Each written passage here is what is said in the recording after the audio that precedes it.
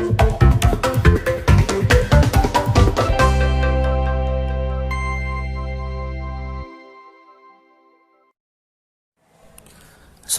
warahmatullahi wabarakatuh. Bertemu lagi dengan saya Beni Sardi, CGP Angkatan 5 Kabupaten Indragiri Hulu, dengan pengajar praktik Ibu Agnes Yuli Anggelia dan fasilitator Ibu Siswandarti. Pada video kali ini, saya akan mencoba memaparkan aksi nyata modul 1.4 Budaya Positif. Pada aksi nyata modul 1.4 ini, saya mengadakan sosialisasi tentang budaya positif dengan mengundang rekan-rekan sejawat dan Bapak Ibu Guru SMA Negeri 1 Rengat Barat. Kegiatan sosialisasi ini saya lakukan pada hari Kamis tanggal 8 September 2022, bertempat di Aula SMA Negeri 1 Rengat Barat. Berikut adalah video sosialisasi yang saya lakukan.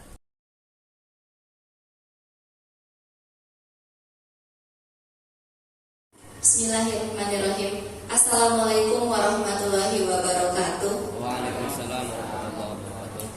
Alhamdulillahirabbil alamin. Alhamdulillah kita ucapkan puji kepada Allah, pada pagi hari ini kita bisa berkumpul di ruangan ini dalam rangka penyampaian implementasi budaya positif dari calon guru penggerak di sekolah kita, yaitu Bapak Beni Sardi MPD. Terima kasih kami ucapkan kepada Bapak Ibu yang berkesempatan hadir. Ya, semoga apa yang disampaikan oleh Bapak Beni Sardi nanti banyak manfaatnya bagi kita semua. Nah, untuk mempersingkat waktu, langsung saja kita dengarkan apa materi yang akan disampaikan oleh Bapak Beni Sardi MPD. Kepada Bapak kami persilakan. Baik, bismillahirrahmanirrahim. Assalamualaikum warahmatullahi wabarakatuh.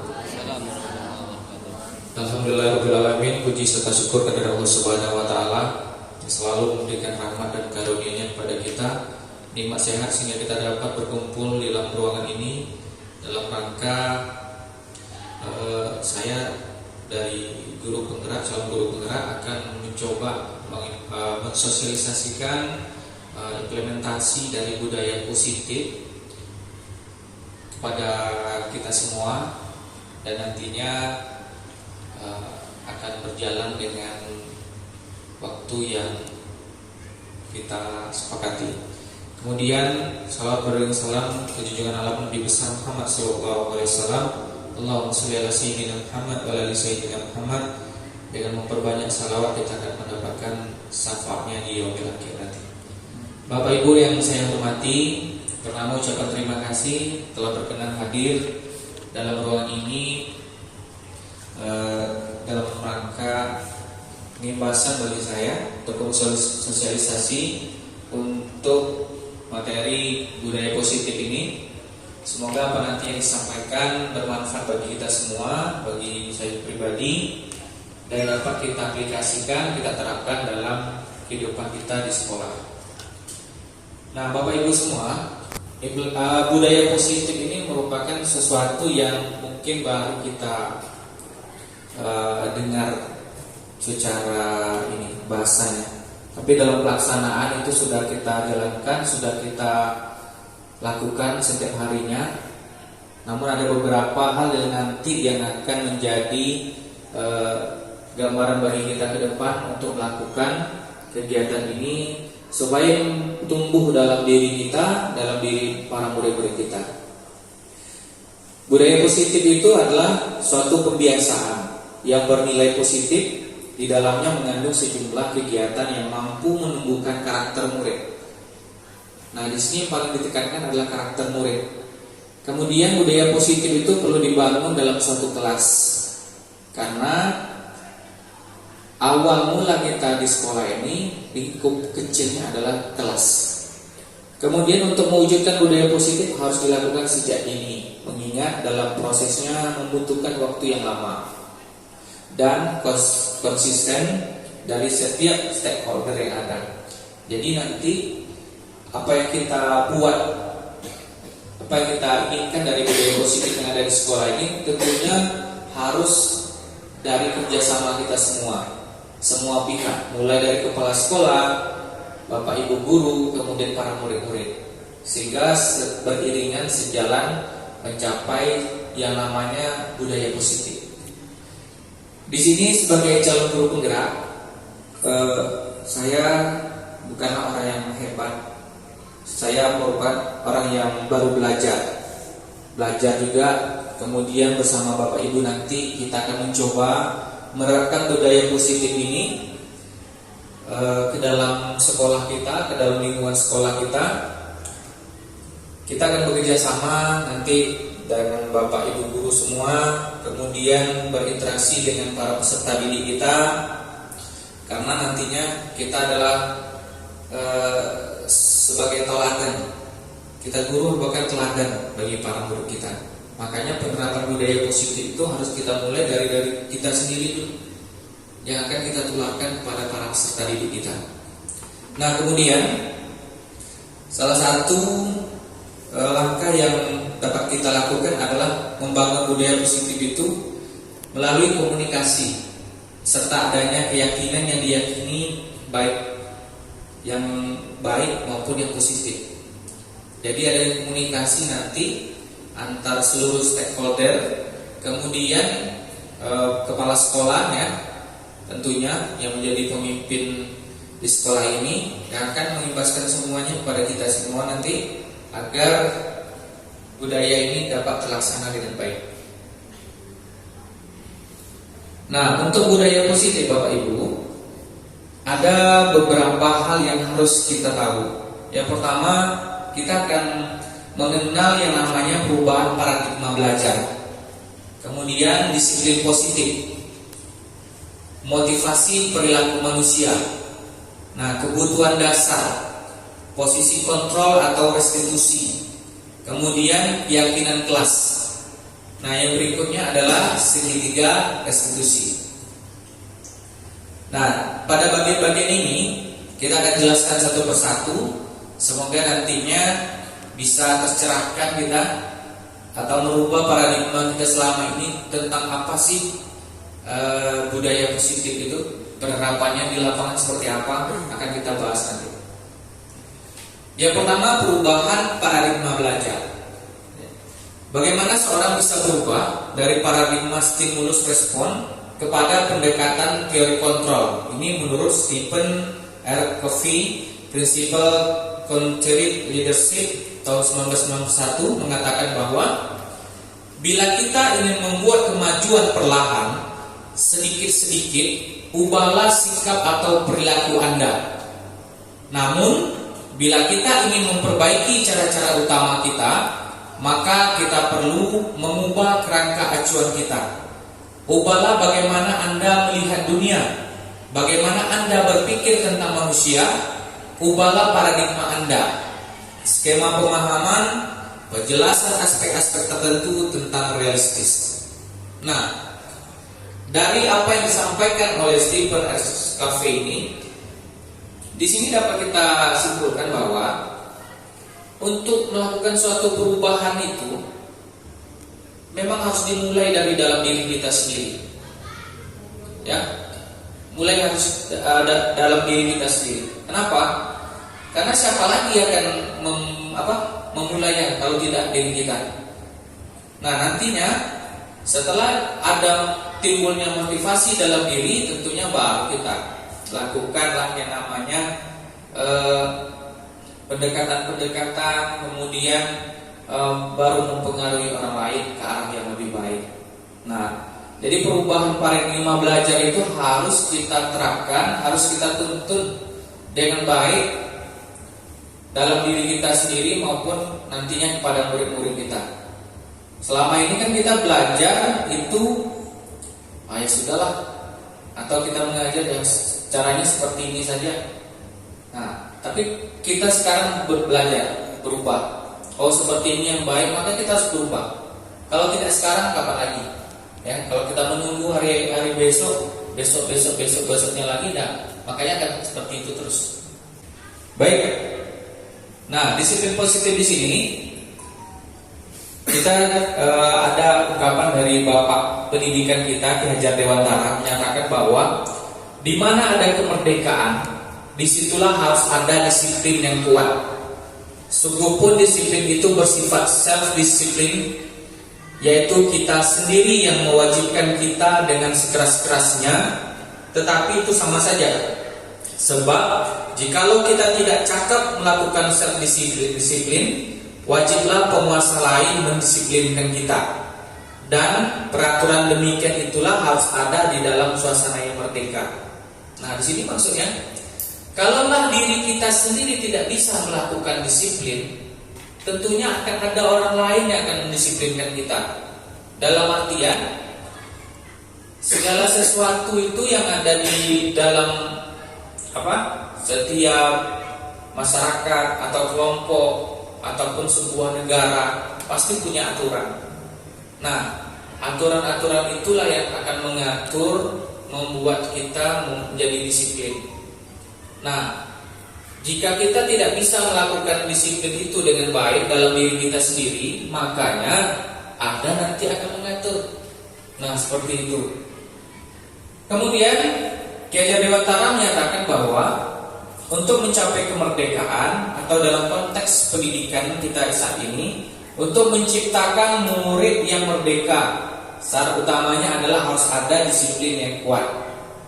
Nah, disiplin yang dimaksud adalah disiplin diri yang memiliki motivasi internal. Jika kita tidak memiliki motivasi internal, maka kita memerlukan orang lain untuk mendisiplinkan kita, atau motivasi eksternal, karena berasal dari luar, bukan dari dalam diri kita. Nah, di sini dapat jelaskan juga, seperti disampaikan tadi, jika dalam lingkup ruang yang kecil aja lah kita di sekolah ini. Nah, jika kita tidak bisa mendisiplinkan diri kita sendiri, maka tentunya ada orang yang akan mendisiplinkan. Nah, kalau guru tentu ada aturan-aturannya, kode etik guru dan yang lain-lain. Kalau murid kita kalau dia tidak bisa mendisiplinkan kita, tentu ada aturan yang akan mengikatnya. Nah, itulah namanya aturan ataupun bentuk disiplin yang ditegakkan oleh sekolah. Nah, seperti itu. Kemudian dengan kata lain, seorang yang memiliki disiplin diri berarti mereka bisa bertanggung jawab terhadap apa yang dilakukan, karena mereka mendasarkan tindakan mereka pada nilai-nilai kebajikan universal. Nah, nilai-nilai kebajikan universal itu adalah nilai-nilai yang kita yakini. Kita yakini baik dalam diri kita maupun untuk orang lain. Nah, banyak nilai-nilai kebajikan itu nanti akan kita bahas, akan kita sampaikan di sini. Berikutnya tentang motivasi dan perilaku manusia. Ya, di sini Ki Hajar Dewantara juga mengatakan pertanggungjawaban atau framework delictive itulah selalu menjadi sisihnya hak atau kewajiban dari seseorang yang memegang kekuasaan atau pimpinan dalam umumnya. Adapun artinya tidak lain ialah orang tadi harus mempertanggungjawabkan dirinya serta tertibnya laku diri dari segala hak dan kewajibannya. Nah, sebagai pendidik, tujuan kita adalah menciptakan anak-anak yang memiliki disiplin diri sehingga mereka bisa berperilaku dan mengacu pada nilai-nilai kebajikan universal dan memiliki motivasi intrinsik, bukan ekstrinsik. Jadi Bapak Ibu, ada dua motivasi yang harus kita ketahui. Pertama, motivasi intrinsik, kemudian yang kedua motivasi ekstrinsik yang harus kita berikan kepada siswa dan harus kita jalankan, ya, kita kembangkan kepada para peserta didik kita, pada murid kita, adalah memacu dia bagaimana menimbulkan motivasi intrinsik atau motivasi yang ada di dalam diri dia. Jadi para murid kita ini jangan nanti seolah-olah melakukan sesuatu itu atas perintah, ya. Contoh, anak-anak silakan ambil sampahnya, atau nanti anak-anak tolong tuh bersihkan Itu yang kotor itu di depan kelas, bersihkan. Sehingga Pak, itu atas perintah. Nah, sekarang bagaimana kita sebagai seorang pendidik, seorang murid menanamkan bahwa anak-anak kita itu melakukan segala sesuatu memang dalam diri dia sendiri. Contoh, kalau ada dia berjalan mungkin di koridor nampak sampah, dia dengan sendirinya dengan sadar langsung mengambil sampah itu dan membuangnya ke tong sampah. Nah, kita ciptakanlah hal itu pada murid-murid kita. Karena dengan motivasi dari dalam diri akan menjadikan para murid-murid kita nantinya orang yang mempunyai keteguhan hati, ya, menjalankan sesuatu itu dengan ikhlas, ya, dengan semangat. Dia datang ke sekolah ini memang niat untuk belajar. Itu dalam dirinya, bukan karena takut orang tuanya marah, bukan karena takut bapak ibu gurunya marah, atau bukan karena takut tak dapat nilai. Tetapi memang dia datang ke sekolah ini untuk menuntut ilmu, ya, melakukan segala sesuatu itu dengan keikhlasan dia. Nah, timbullah motivasi dari dalam dia nanti yang akan menjadikan sebuah kekuatan bagi dirinya dalam melaksanakan segala sesuatu yang akan baik menurutnya ke depan. Nah, penekanan itu memang harus kita terus pacu agar tumbuhnya motivasi dalam diri anak-anak murid kita dengan menanamkan nilai-nilai kebajikan. Ya, tadi ada nilai kebajikan universal yang kita tanamkan itu pada murid-murid kita. Bagaimana kemandirian dia, saling menghargai, saling menghormati, kemudian kecakapannya dalam belajar dan yang lain-lain. Nah, untuk itu ada kebutuhan dasar yang harus kita sebagai individu harus miliki. Ya, jadi seluruh tindakan manusia itu memiliki tujuan tertentu. Semua yang kita lakukan adalah usaha terbaik kita untuk mendapatkan apa yang kita inginkan. Nah, ketika kita mendapatkan apa yang kita inginkan, sebetulnya saat itu kita sedang memenuhi satu atau lebih dari satu kebutuhan dasar kita. Ya. Kemudian kebutuhan untuk bertahan hidup. Jadi di sini Bapak Ibu ada beberapa kebutuhan yang manusia itu ingin dalam dirinya. Ya, dan itu harus ada dalam dirinya. Pertama, kebutuhan untuk bertahan hidup atau survival. Kita sebagai manusia tentunya harus punya rumah, ya kan? Harus ada makan, harus ada kebutuhan-kebutuhan lain, ya, untuk kita bertahan hidup. Nah, jadi kebutuhan itu tentu merupakan suatu kewajiban bagi seorang manusia. Nah, kemudian kebutuhan akan kasih sayang dan rasa diterima atau love and belonging. Nah, kebutuhan akan rasa kasih sayang itu tidak hanya kita sebagai guru, anak-anak murid kita juga seperti itu.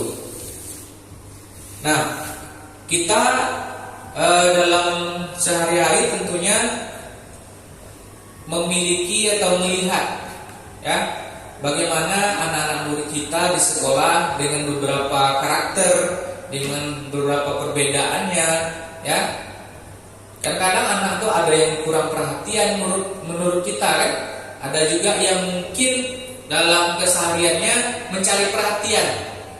Nah, kadang kita lihat anak itu mungkin dia dalam sehari-harinya dia pintar, ya, tapi mungkin sedikit agak berubah, agak nakal, kurang perhatian. Nah, kita harus tahu itu Bapak Ibu, kebutuhan anak murid kita. Jangan kita melihat perubahan-perubahan yang ada dalam diri anak-anak kita itu tiba-tiba, loh, kok anak ini biasanya seperti ini, kok sekarang dia berubah, apa yang salah? Nah, apakah kebutuhan akan rasa kasih sayang ataupun perhatian selama ini mungkin dari orang tuanya yang berubah atau dari gurunya berubah? Itu salah satu juga faktor kadang-kadang yang membuat anak kita itu dalam proses belajar mengajarnya ada kendala. Nah, kemudian kebutuhan berikutnya adalah kebebasan, freedom. Jadi kita manusia itu mempunyai kebutuhan dasar, salah satunya adalah kebebasan. Ya, bebas bereksplorasi, mengeluarkan pendapat, bebas bagaimana kita melakukan sesuatu yang kita anggap baik. Ya, merdeka kita. Jika kita aja sudah berjalan dia sudah diatur, atau kita berbicara saja sudah diatur, itu kan tidak kebebasan namanya. Jadi sehingga kebutuhan apa yang dalam diri kita itu menjadi hilang. Nah, jadi kebutuhan akan kebebasan itu adalah hak kita. Hak kita dan hak juga murid-murid kita.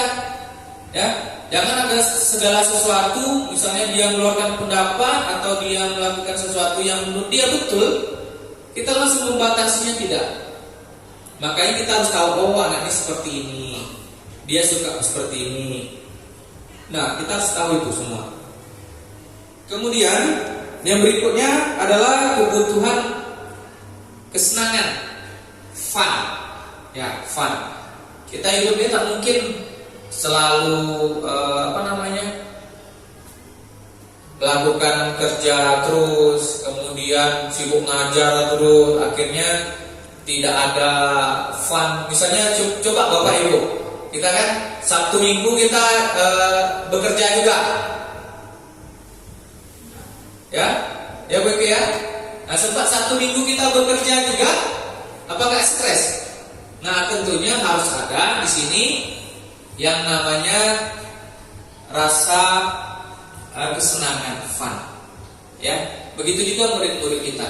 Jangan kita dalam 3 jam pelajaran itu belajarnya ceramah aja, metode yang kita gunakan ceramah aja, akhirnya anak-anak kita sendiri ngantuk, ya kan? Jangankan anak-anak kita aja ngantuk kadang. Ya, Oke, kemudian yang berikutnya adalah yang terakhir ini, penguasaan, power. Individu itu mempunyai kebutuhan dasar. Yang kelima adalah penguasaan, power. Ya, penguasaan terhadap sesuatu yang menurut dia itu menjadi ranah dia, menjadi milik dia, ya kan? Menjadi kebutuhan yang memang harus dia lakukan. Contoh, anak-anak murid kita, dia beranggapan bahwa apa yang dia buat itu benar, kemudian apa yang dia lakukan itu menurut dia sudah tepat. Ya, kemudian kita juga sebagai seorang guru harus juga melihat ini anak ini dominan dalam suatu pelajaran, atau anak ini dia pengen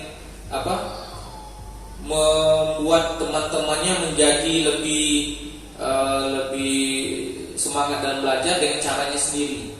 Nah, kemudian dia di luar juga kadang-kadang ikut kegiatan-kegiatan dan dia pengen jadi pemimpin di dalamnya, ya kan? Jadi penguasaan itu, rasa penguasaan itu pasti dimiliki oleh setiap orang. Begitu juga anak-anak murid kita. Nah, kemudian ketika seorang murid melakukan sesuatu perbuatan yang bertentangan dengan nilai-nilai kebajikan atau melanggar peraturan, hal itu sebenarnya dikarenakan mereka gagal memenuhi kebutuhan dasar mereka. Nah, ini kata kuncinya Bapak Ibu. Ya, jadi kita sebagai seorang guru harus melihat 5 kebutuhan dasar tadi, apakah itu benar-benar ada atau benar-benar tercukupi oleh murid kita. Nah, kita sebagai seorang guru kan, apakah itu telah kita berikan? Kebutuhan itu telah kita berikan kepada anak murid kita. Baik kebutuhan yang pertama, survivalnya, kemudian love and belonging, ya, kemudian freedom, kebebasan, kemudian kesenangan dan penguasaan. Apa sudah kita berikan kepada mereka? Atau apakah kita sudah bantu dia? Jangan kita berpikiran bahwa murid ini kok ini aja tak bisa, itu aja nggak mau, kemudian ini ngapa nggak berubah. Nah, kita harus lihat ini kurang apa nih anak kita ini, kurang apa tadi? Apa kurang perhatian kah? Atau kurang kasih sayang kah? Atau mungkin dia kok malas-malasan tiduran ini? Atau mungkin dia sakit kah, demam kah? Ya, dalam belajar? Atau kok sering terlambat kah dia? Nah, Ini harus menjadi gambaran buat kita. Atau mungkin dia di kelas 10-nya rajin, pintar, tiba di kelas 11 berubah. Ini ada apa nih? Nah, tentu harus kita cari solusinya, caranya. Apa yang kurang sebenarnya dari murid-murid kita ini? Nah, seperti itu Bapak Ibu. Ini mohon maaf agak sedikit nanti kita ada diskusi sedikit, ya tanya jawab lah. Kemudian, nah berikutnya adalah posisi kontrol restitusi. Ya. Melalui serangkaian riset, nah ini menurut Dr. William Gosen berkesimpulan ada 5 posisi kontrol yang diterapkan seorang guru, orang tua ataupun atasan dalam melakukan kontrol. Kelima posisi kontrol ini adalah pertama penghukum, ya, kemudian pembuat rasa bersalah, kemudian teman, kemudian pemantau, dan yang terakhir manajer, ya. Nah, kita lihat di sini Bapak Ibu, kita sekarang ini sebagai seorang pengajar, kita ada di posisi mana ini? Ya, kita ada di posisi mana? Yang pertama, kita jelaskan dulu berkenaan dengan penghukum. Jadi, guru yang berada dalam posisi kontrol penghukum, itu seorang penghukum biasanya menggunakan hukuman fisik ataupun verbal. Ini mohon maaf, kadang-kadang kita pribadi pun dulunya terikut-ikut seperti itu. Asal ada anak terlambat, pusat dulu 10 kali, lari keliling lapangan 10 kali. Kemudian baju keluar, cubit. Nah, saya juga dulu pernah Bapak Ibu seperti itu. Dan kita mungkin sekarang harus merubah gaya kita mendidik anak-anak kita. Jangan semuanya kita samakan dengan dulu lagi, karena pendidikan sekarang sudah mulai banyak perubahan. Dan mudah-mudahan apa yang kita buat nantinya itu menjadi amal buat kita dalam mendidik anak-anak kita. Ya. Nah, dalam posisi penghukum ini, guru kadang-kadang menggunakan nada-nada yang keras, memarahi anak tanpa bertanya dulu anak itu ngapain, ya kan? Terlambat, terlambat, terlambat, lari keliling lapangan. Nah, itu sering kita lakukan dulunya. Nah, mudah-mudahan kedepannya kita berubah untuk tidak menjadi posisi penghukum di sini. Nah, kemudian posisi kontrol yang kedua yaitu membuat orang merasa bersalah. Biasanya guru akan bersuara lebih lembut. Nah, ini ada juga tipe kita nih, Bapak Ibu, guru-guru kita. Jangan anak seperti itu. Nanti kalau kamu ribut-ribut kelas itu nanti keluar. Nanti ibu dimarahi bapak kepala sekolah. Nah, nanti ibu kecewa sama kamu, sedih ibu nanti. Nah, itu namanya posisi pembuat merasa bersalah. Nah, apakah kita ada dalam diri kita seperti itu? Nah, kadang-kadang ada juga kita jumpai guru-guru seperti itu. Sedikit-sedikit anak ada masalah, anak di kelas nangis, pergi keluar. Nah, ada kan seperti itu? Pasti ada. Biasanya mama, ibu. Nah, kemudian kalau kita menjadi di posisi pembuat orang merasa bersalah ini, anak-anak dia tidak akan merubah apa yang dilakukannya tadi, ya. Nanti dia bisa juga nanti belajar tiba-tiba membuat merasa ibunya sedih, akhirnya nggak diulang. Besoknya dicoba lagi sama dia, karena tak ada perubahan perilaku yang ditekankan situ, tak ada. Ibunya menganggap diri dia merasa di bawah daripada murid-muridnya, seperti itu. Nah, kemudian teman. Yang ketiga adalah posisi kontrol itu teman. Posisi kontrol teman. Guru pada posisi ini tidak akan menyakiti murid, namun akan tetap berupaya mengontrol murid melalui persuasi. Nah, ini bisa dilakukan sebenarnya, tetapi juga ada kalanya tidak boleh dilakukan. Sudahlah anak itu salah, ya kan? Sudah anak itu melakukan kesalahan, misalnya melanggar aturan. Nah tiba-tiba gini, ya udahlah, nanti kita apa aja, sama ibu aja nanti urusannya. Kalau tidak bisa sama bapak itu, sama ibu aja nanti ibu bantu. Itu kan posisi teman itu. Akhirnya apa? Anak-anak seolah dia merasa dilindungi oleh guru tersebut, sehingga dengan guru lain, dengan bapak ini enak kok, dengan ibu ini enak. Dan ibu itu aja urusannya. Tak bisa kan Pak Benny itu keras sekali, ada pipi aja misalnya, atau dengan Pak Benny aja. Nah seperti itu. Sehingga apa? Sehingga anak-anak punya gap. Oh, nih guru ini bisa, nih guru ini tidak. Nah itu sering terjadi di kita kan. Kemudian menangis sesuatu dengan ketawa-ketawa, gurau-gurau, ya, ketawa-ketawa, gurau-gurau dia. Akhirnya apa? Akhirnya tidak. Anak tidak ada perubahan nantinya di situ. Kemudian posisi yang keempat, Bapak Ibu, itu monitor atau pemantau. Nah, kalau segi pemantau ini dia sekedar bertanya aja Bapak Ibu, sekedar mengawasi aja. Loh, kamu kok terlambat? Kemudian atau kamu kok tidak memakai sepatu warna hitam misalnya kan? Sekedar penanya dan sekedar ini aja.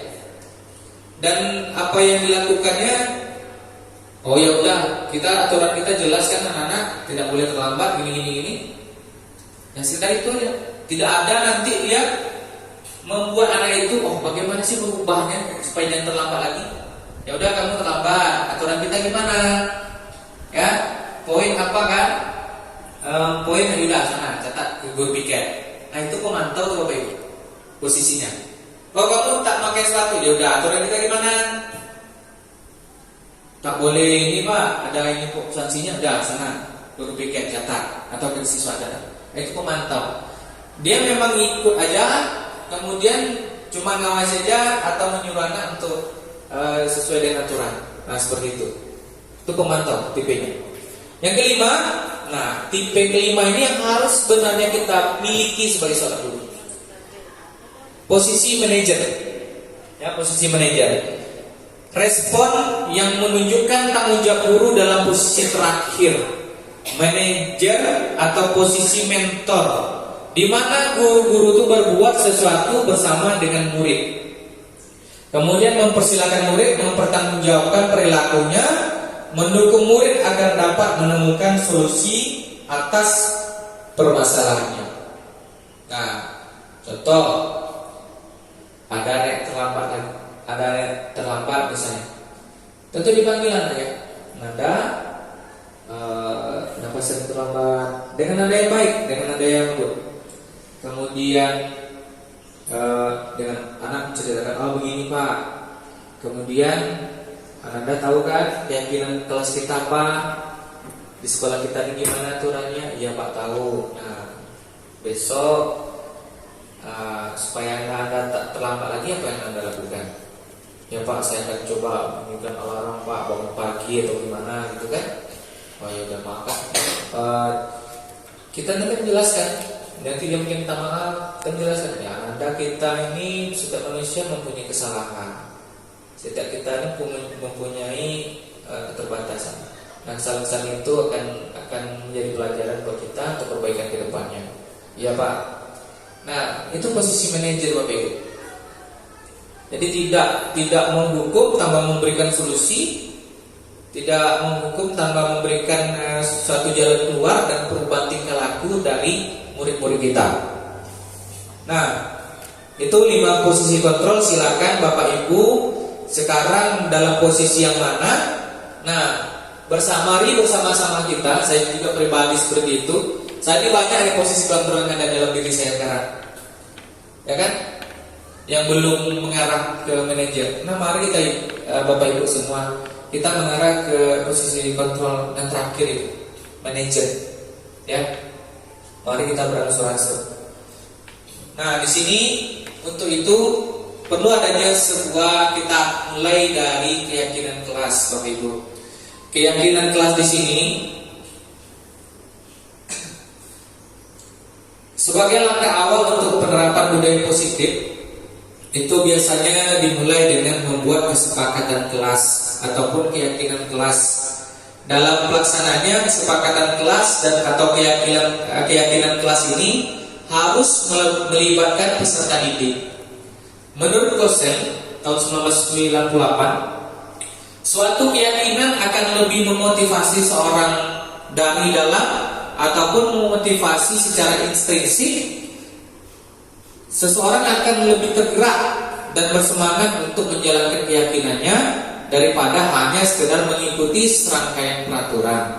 Nah, jadi keyakinan kelas yang dimaksud di sini adalah Bapak Ibu, kita buat kesepakatan kelas. Contoh, kita tadi kan punya nilai-nilai kebajikan ya.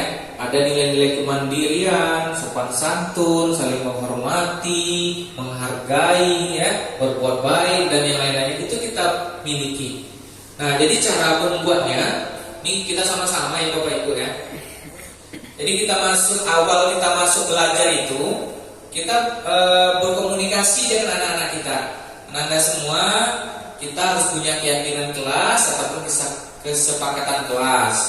Nah, kira-kira Anda apa-apa saja nilai-nilai kebajikan yang Anda usulkan untuk dibuat keyakinan kelas sesuai dengan aturan kita di sekolah.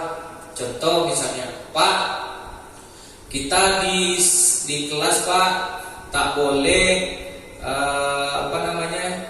membuang sampah sembarangan, ya kan? Itu keyakinan kelasnya apa? Keyakinan kelas kita untuk melatih diri jaga kebersihan. Nah, kalau kita melanggar nanti gimana? Nah, yang melanggar nanti Pak, misalnya kita buat bikin kelas yang melanggar nanti membersihkan kelas kembali. Nah, apa kesepakatan kelas kita itu kita buat, Bapak Ibu?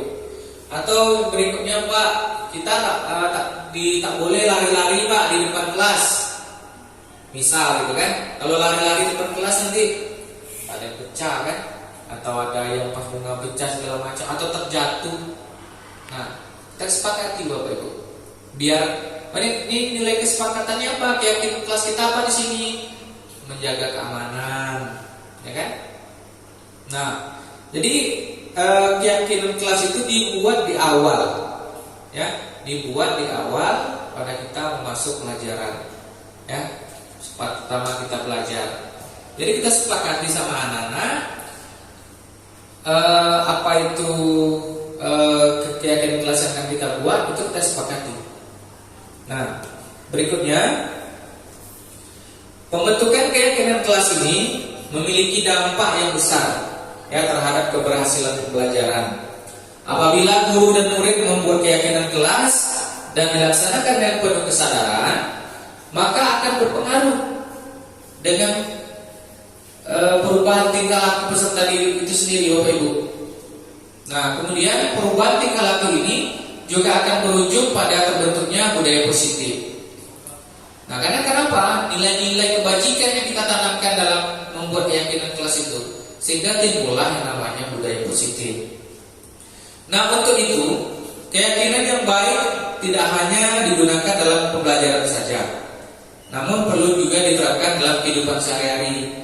Nah, jika proses itu sudah kita biasakan kita sebagai guru membiasakan anak di sekolah, tentunya nanti akan menjadikan berbekas dari dia sehingga dapat juga akan dilaksanakan dalam kehidupannya sehari-hari. Nah, dengan demikian, untuk membangun budaya positif ini di sekolah, langkah yang dapat ditempuh adalah memulai dengan membangun budaya positif di kelas melalui komunikasi efektif. Nah, silakan nanti Bapak Ibu buat sebuah keyakinan kelas, kesepakatan kelas yang ada di kelas Bapak Ibu masing-masing. Bukan hanya untuk wali kelas, tetapi setiap guru mata pelajaran.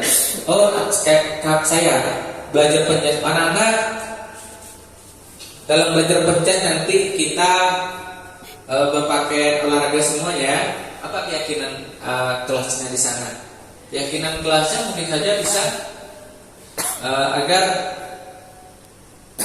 nyaman dalam melaksanakan kegiatan olahraga. Nah, itu keyakinan kelasnya. Tak mungkin nanti sedang olahraga tidak pakai baju olahraga, melakukan gerakan rolling ke depan ya Pak Rian ya, anaknya sobek celananya, akhirnya mungkin dia malu ataupun tidak efektif dalam proses pembelajaran. Nah itu harus kita sepakati Bapak Ibu. Itu kita sama anak yang tahu. Beda hal dengan keyakinan sekolah. Keyakinan sekolah nanti, nah ini yang kita bahas kemarin, yang saya sampaikan di awal dulu Bapak Ibu. Besok tidak ada lagi mungkin yang namanya aturan-aturan yang bersifatnya hukuman ataupun sanksi-sanksi berupa poin kan namanya ataupun fisik. Nanti di bagian akhir akan ada yang kita jelaskan di sana. Nah kemudian ini yang paling penting nih, yang terakhir ini nanti segitiga restitusi.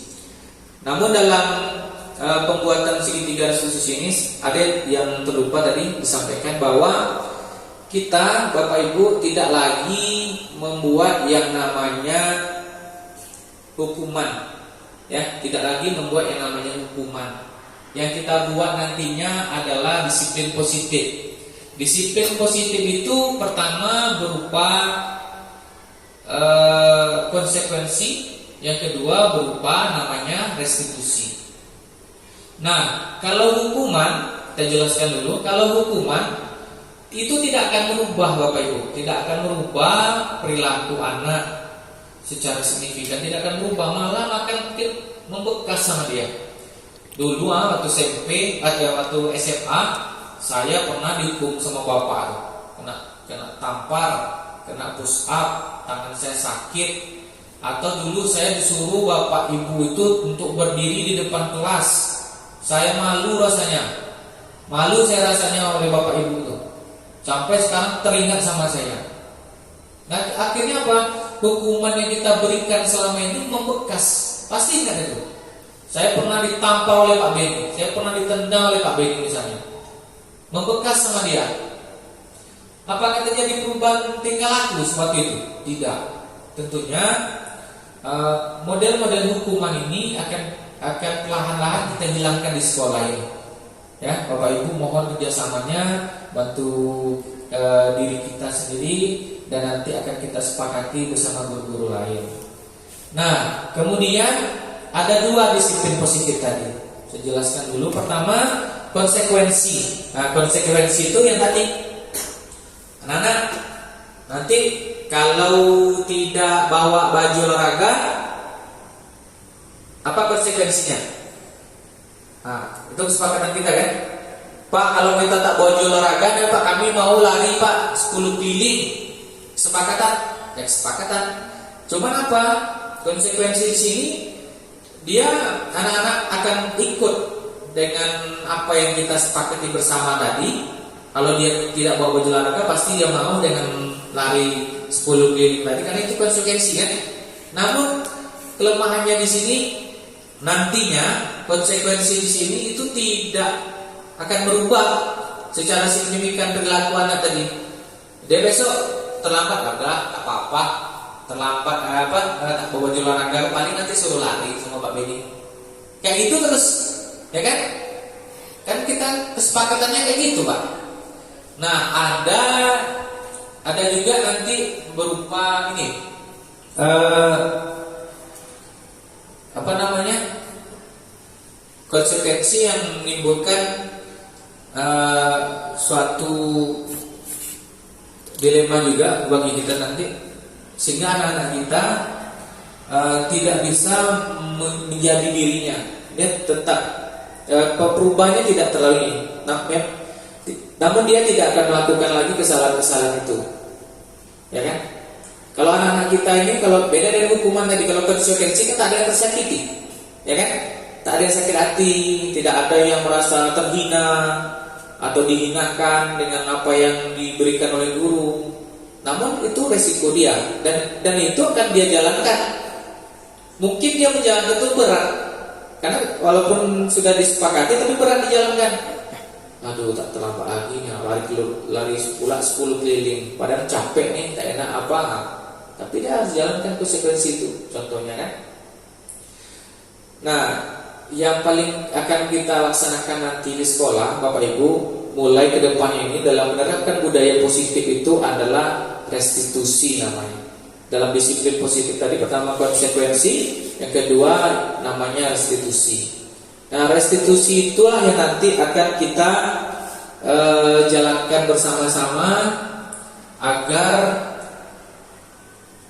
apa yang ada di sekolah kita ini, aturan-aturan kita di sekolah kita ini menjadi sebuah hal yang akan merubah perilaku anak-anak kita menjadi orang yang lebih baik.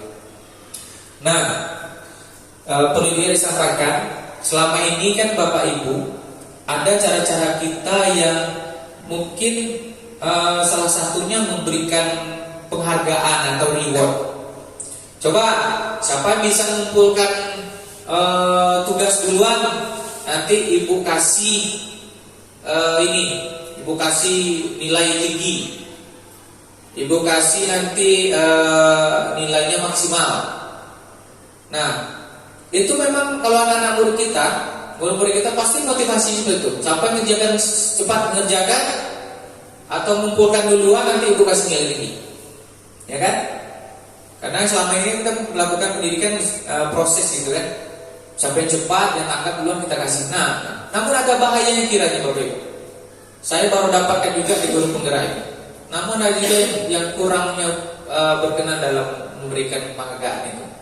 Contoh gini, dengan dia melakukan pekerjaan itu secara cepat, akhirnya apa, kerjaan yang dibuatnya itu asal-asalan, ya kan? Itu berpengaruh terhadap produk atau hasil yang dibuatnya. Kemudian dengan yang selalu melakukan sesuatu yang cepat ataupun yang berhasil membuat ini dikasih reward, itu Bapak Ibu akan berdampak juga kepada anak-anak yang lain. Iyalah Bapak, memang dia pintar, Bapak kasih nilai dia terus tinggi, kami tidak, kami lambat Pak, kami minta ini. Akhirnya anak yang lain terkecilkan nantinya. Nah, di situ kesalahan kita tanpa kita sadari selama ini. Nah, saya juga pernah melakukan itu tanpa kita sadari. Iyalah nilai siapa tinggi, dia hebat, dia poli. Nah, kami tak bisa Pak. Akhirnya apa? Akhirnya ada gap antara yang pintar sama yang mungkin keterbatas kemampuannya seperti itu. Atau misalnya dengan adanya reward atau penghargaan tadi, anak-anak besok pokoknya siapa yang baris duluan di lapangan, nanti Bapak kasih teh botol. Atau yang duluan ke lapangan, Bapak yang siap, Bapak kasih minuman gitu misalnya kan. Nah, anak-anak pada waktu itu dia berpacu-pacu, pasti berlomba-lomba untuk berbaris ke lapangan contohnya kan. Namun jika kita tidak ada mengasih stimulus tadi atau ngasih perintah tadi, atau mungkin kita tak datang, jadi anak-anak akan ke lapangan. Pak Baby tak datang, tak payah deh, santai aja dulu. Atau kita terlambat, misalnya kan, santai aja dulu. Sehingga apa? Dia melakukan segala sesuatu itu karena apa? Karena ada imbalan, karena ada iming-iming, karena Anda pengen dapat reward. Itu yang membuat bahwa pemberian penghargaan itu ada baiknya, ada kurangnya, ada lemahnya. Nah, seperti itu.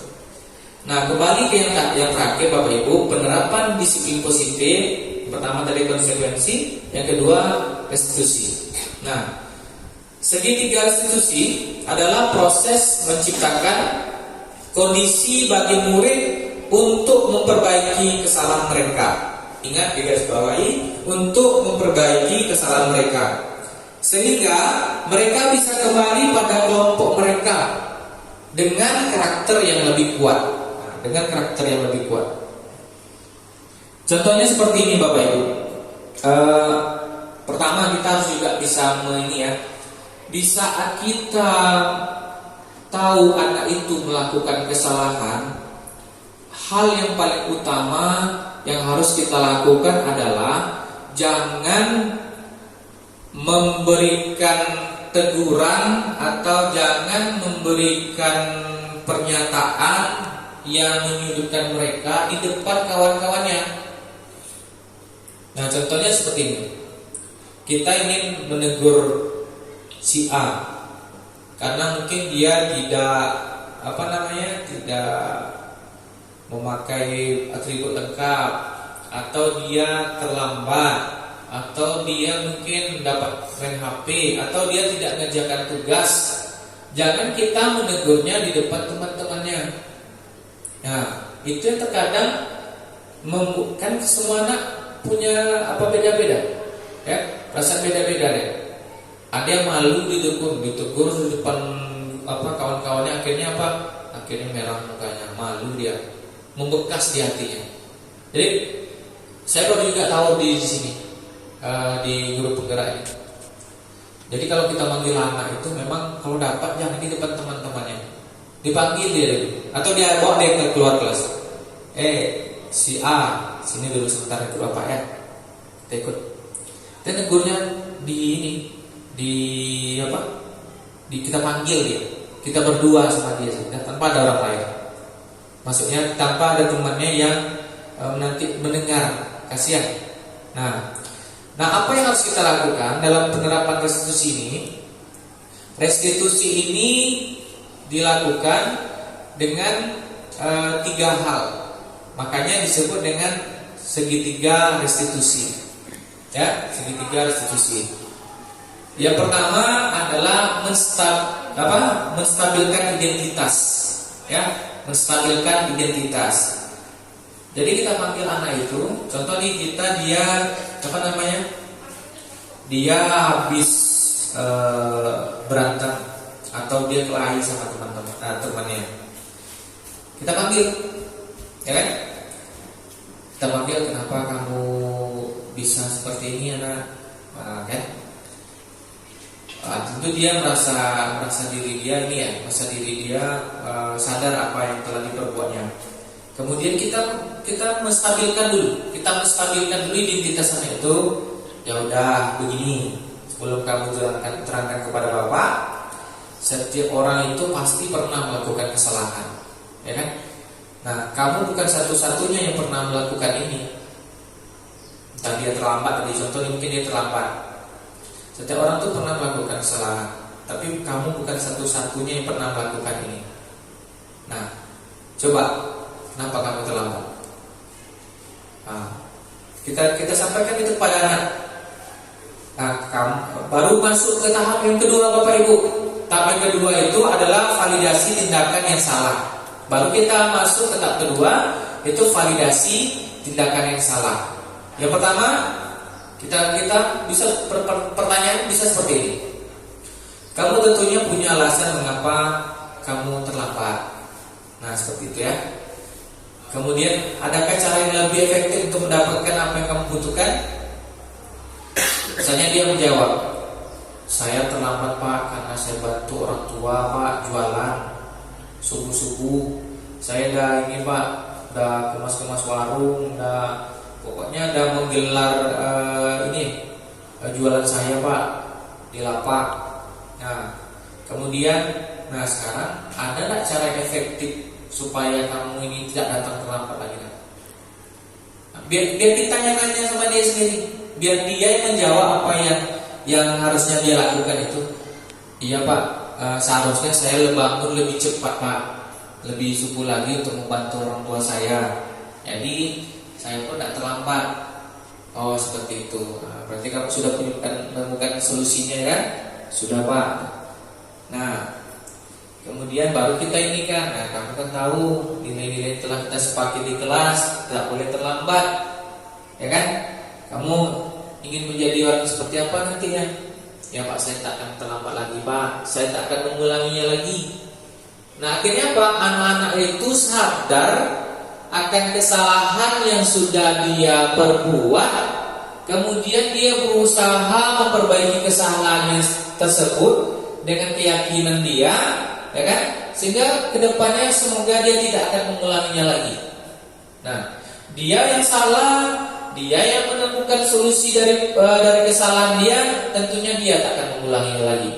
Daripada terlambat, coba cuci WC, akhirnya tak ada solusi dari situ, ya kan? tidak ada solusi dari apa yang disampaikannya tadi. Nah, seperti itu kira-kira Bapak Ibu tentang segitiga restitusi ini. Semoga apa yang saya sampaikan ini nanti Bapak Ibu bermanfaat bagi kita semua. Kenapa? Karena tugas kita bersama kedepannya itu harus menerapkan budaya positif ini dengan baik lagi di sekolah, yang kemudian merubah proses kita yang selama ini dari sebuah hukuman menjadi restitusi.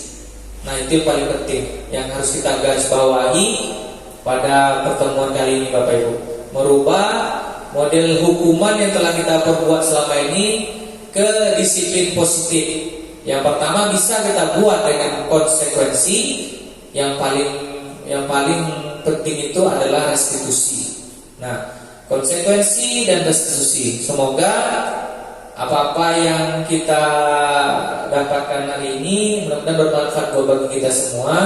Karena di sini saya pribadi sama-sama belajar dengan Bapak Ibu. Semoga nanti kita saling mengingatkan, kemudian kita saling bekerja sama, kita saling mendidik anak-anak kita ini agar berubah ke arah yang lebih positif.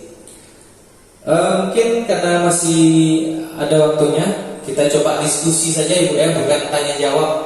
Karena kalau tanya jawab nanti Bapak saya bertanya, Bapak Ibu bertanya, saya nggak bisa jawab. Nah, kita diskusi saja bagaimana pelaksanaan budaya positif ini dapat kita terapkan di sekolah kita. Itu saja, terima kasih atas perhatian Bapak Ibu.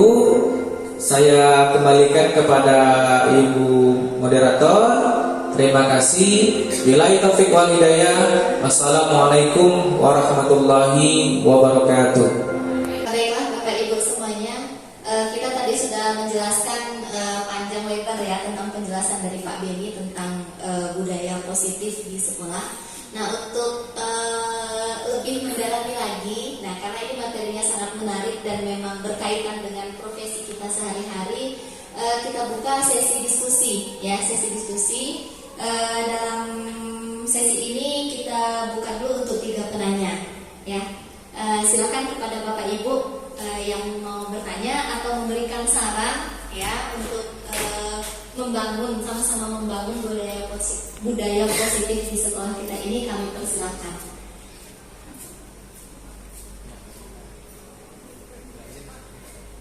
Ya, silakan Ibu Hasminah.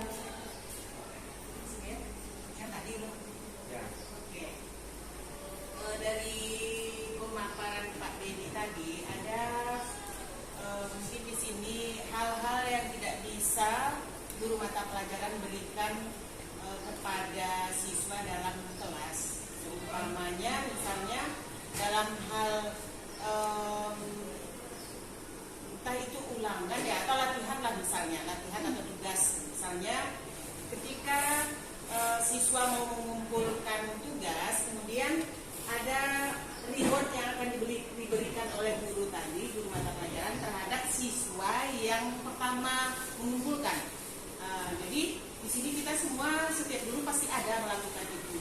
Cuman pemaparan dari Pak Beni kan tidak boleh memberikan reward kepada siswa yang mengumpulkan cepat, diberikan reward nilai tinggi, tidak boleh. Nah, bagaimana kalau rewardnya hanya sebatas memberikan poin? Karena setiap kelas, setiap siswa di dalam satu kelas itu tidak mungkin memiliki kemampuan yang sama, kemampuan yang tinggi. Mungkin kemampuannya itu ya sepertiga tinggi, sepertiga bawah. Nah, tentu sepertiga bawahnya itu kalau diberikan reward dari gurunya itu dapat nilai tinggi, yang di bawah akan dapat. Nah, bagaimana kalau sekiranya rewardnya hanya, bagaimana kalau siswa diberikan poin tertentu, diberikan poin lah, poin plus misalnya, entah plus, entah bintang. Ada beberapa guru kan ditandai bintang atau ditandai nilai plus kepada siswa yang pertama memberikan. Misalnya itu cepat memberikan, mungkin ada durasi menitnya yang ditetapkan oleh guru. Bagaimana? Apakah itu boleh atau tidak? Baik, terima kasih kepada Ibu Haslinda yang sudah memberikan pertanyaan dan juga masukan ya. Untuk lebih jelasnya lagi, langsung saja kita jawab dulu satu pertanyaan ini kepada Bapak Beni, kami persilakan. Baik, terima kasih Bu telah berikan sebuah masukan atau pertanyaan ya. Ya, di sini seperti yang disampaikan tadi bahwa kita sebagai seorang guru memang ya tidak ada masalah sih memberikan sebuah reward, tapi ada hal yang harus kita ingat bahwa jangan reward yang kita berikan itu merupakan sesuatu yang akan menjadi gap pemisah antara murid yang satu dengan yang lain gitu. Atau dengan reward tadi membuat anak-anak merasa terpacunya karena ingin ada reward saja. Tetapi kalau tidak ada reward nanti tidak motivasinya tidak ada gitu. Jadi yang ada di situ hanya motivasi ekstrinsik, namun motivasi intrinsiknya tidak ada. Boleh saja kita berikan poin kata Mem tadi untuk mungkin menjadi penilaian proses bagi kita boleh mungkin. Tapi kalau untuk menjadi landasan kita untuk harus anaknya nilai tinggi, betul kata Mem tadi bahwa nantinya yang nggak cepat mengumpulkan atau nggak cepat gagal itu nggak ada nilai. Nah itu akan berpengaruh nanti pada perkembangan bagi para murid kita yang lainnya yang mungkin lambat dalam hal mengumpulkan tugas namanya atau menjawab pertanyaan. Itu aja jawabannya. Terima kasih. Ya, silakan yang berikutnya. Terima kasih kepada Pak Beni sudah menjawab dan mempertimbangkan masukan dari Ibu Haslinda tadi. Selanjutnya kepada Ibu Putri, Ibu Erda dulu. Iya, silakan Ibu Erda. Assalamualaikum warahmatullahi wabarakatuh. Jadi di sini saya akan sedikit bertanya mengenai materi tadi. Jadi kami di sini sebagai mahasiswa PL, tentunya sebagai guru baru di masa yang akan mendatang nih. Jatuhnya kami sebagai seumuran sama siswa. Jadi di sini sesuatu mungkin sebagian siswa ada yang mempunyai masalah, tapi dia tidak berani ngomong langsung kepada si gurunya tadi, karena mungkin dulu pernah mendapatkan perlakuan yang mungkin kasar dari kesalahannya dia tadi nih.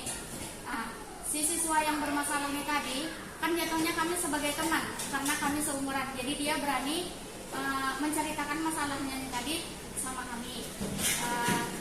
Jadi kami itu memposisikan kami sebagaimana sebaiknya, ataukah kami harus menceritakan masalah si siswa ini tadi terhadap guru, atau dari kami sendiri memberikan solusi terhadap si siswa yang bermasalah tadi. Nah itu pertanyaan Pak. Sekian, terima kasih. Baik, terima kasih Bu Erda. Langsung saja dijawab oleh Pak Beni. Baik, terima kasih Bu. Jadi Ibu tadi berarti memposisikan diri sebagai posisi teman ya, posisi teman. Nah, plus minusnya sudah kita sampaikan tadi. Dalam posisi teman ini tentunya kita nanti tidak merubah apa yang terjadi sama anak tadi, karena kita hanya sekedar mendengar curhatan, kita tidak ini tanpa kita memprosesnya. Bagaimana memprosesnya? Dalam artian kita merubah apa yang terjadi sama anak itu, menciptakan perubahan perilakunya, ada enggak ya? Tapi kalau kita hanya sekedar teman curhat, kemudian tidak memberikan solusi atau tidak membantu dia menemukan solusi terhadap permasalahannya tadi, nah nantinya permasalahan itu akan tetap berlarut-larut seperti itu. Nah alangkah baiknya bisa saja mungkin Ibu melakukannya seperti ini. Oke, kita menjadi posisi teman. Nah bisa saja kita langsung yang menjadi posisi manajernya, tanpa mungkin karena dia mungkin segan dengan ibu yang ini atau bapak yang ini, kita langsung jadi posisi manajernya. Nah tadi kan kamu melakukan ini, kesalahan kamu ini. Nah sekarang kira-kira apa sih yang dapat kamu lakukan untuk memperbaiki kesalahanmu tadi? Nah, kita langsung yang jadi posisi manajernya. Bukan berarti kita nanti harus menyerahkan semua permasalahan itu kepada piket, kepada kesiswaan atau yang lain gitu kan. Kita langsung, karena 5 posisi kontrol yang ada tadi kan kita miliki semua nih. Ya, kita yang pegang semuanya karena kita yang kontrolnya. Nah, posisi manajer apa yang manajer itulah yang akan kita cari di sini. Nanti bisa saja ibu menyelesaikan masalahnya langsung, ya, tanpa harus nanti ibu pergi ke siswaan atau ke BK. Kita selesaikan dulu. Nah, kecuali ada tahapan-tahapan ataupun aturan-aturan yang memang mewajibkan anak itu melakukan secara prosedurnya, mungkin nanti ke guru BK atau nanti kepada siswaan yang mungkin tidak bisa ditangani oleh guru bidang studi, bisa dilaksanakan ataupun berkolaborasi lah namanya dengan guru-guru yang lain. Itu saja Bu, terima kasih. Terima kasih. Kita lanjutkan satu penanya lagi. Boleh, silakan Ibu Putri. Assalamualaikum warahmatullahi wabarakatuh. Tadi saya mendengar restitusi. Kita tidak boleh memberikan hukuman kepada anak, tapi kita memberikan pembelajaran sepertinya kepada anak tersebut. Kalau mereka 1 atau 2 orang kan mungkin bisa kita panggil secara benar. Kalau misalnya banyak, itu bagaimana caranya? Karena saya pribadi terkadang kalau melihat anak bajunya kurang masuk nih, langsung nih nak masukkan bajunya seperti itu. Kadang, tapi kalau dia bergerombolan itu nanti saya menegurnya seperti apa? Terus bagaimana, kapan waktu yang tepat memberikan restitusi kepada mereka? Demikian. Assalamualaikum warahmatullahi wabarakatuh. Oke, baik, terima kasih Bu Putri. Langsung dijawab oleh Pak Beni. Baik, terima kasih Bu. Pertanyaannya cukup bagus sekali. Tak bisa saya jawab atau tidak. Yang pertama, memang kita berubah paradigma kita dari menghukum anak ke restitusi. Nah, memang itu secara perlahan-lahan harus kita rubah. Karena mindset itu tuh harus menjadi yang harus baru kita laksanakan nanti. Nah, jika kita menemukan anak, contoh kata Bu Putri tadi, anaknya keluar baju, ramai-ramai keluarnya, tak mungkin kan dipanggil satu-satu sih, panggil satu-satu. Akhirnya lama waktu itu. Nah, kita bisa gini Bu, kita bisa melakukan pendekatan. Kita kan tidak hanya manggilnya sendiri-sendiri. Kalau sekedar itu tidak mempengaruhi secara psikologis anak, saya rasa untuk mesti berempat di sini berempat. Kita bisa diskusi sama dia. Tak mungkin panggil satu dulu karena mungkin tak boleh satu-satu dari secara nampak sama kau rame-rame. Tak mungkin seperti itu kan. Kita panggil berempat boleh. Kita panggil berempat, kita diskusi baik-baik. Nanti dalam pemberian pelaksanaan restitusi bisa kita sekalian namanya. Karena dia sama kasusnya. Sama-sama kasusnya buka baju. Tidak masukkan baju gitu. Tapi kalau kasusnya beda-beda tentu kita ini dengan kasus yang tentu kita silanya sebab kalau menjaga kerahasiaan. Nah itu. Kemudian bagaimana nanti penanganannya? Ya, penanganannya tentu tadi sesuai dengan segitiga restitusi tadi dibuat. Ya, mulai dari menstabilkan identitas, kemudian validasi tindakan yang salah, kemudian meyakinkan keyakinan, menanyakan keyakinan. Nah, itu harus kita buat. Kita jalankan segitiga restitusi itu dengan baik. Insya Allah mudah-mudahan akan terjadi perubahan lah perilaku terhadap diri anak-anak kita tadi ke depannya agar lebih baik. Saya rasa itu Bu Putri. Terima kasih.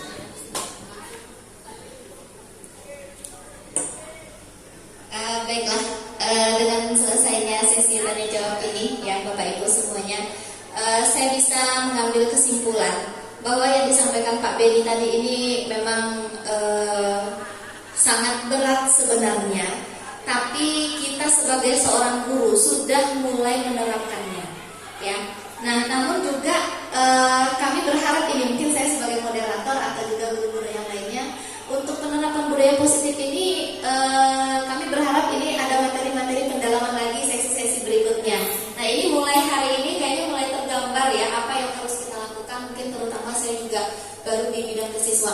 dengan menangani masalah mulai dari hal yang kecil sampai dengan masalah sedang sampai dengan masalah yang berat. Mungkin juga ibu-ibu wali kelas dan ibu mata pelajaran juga mengalami hal yang sama.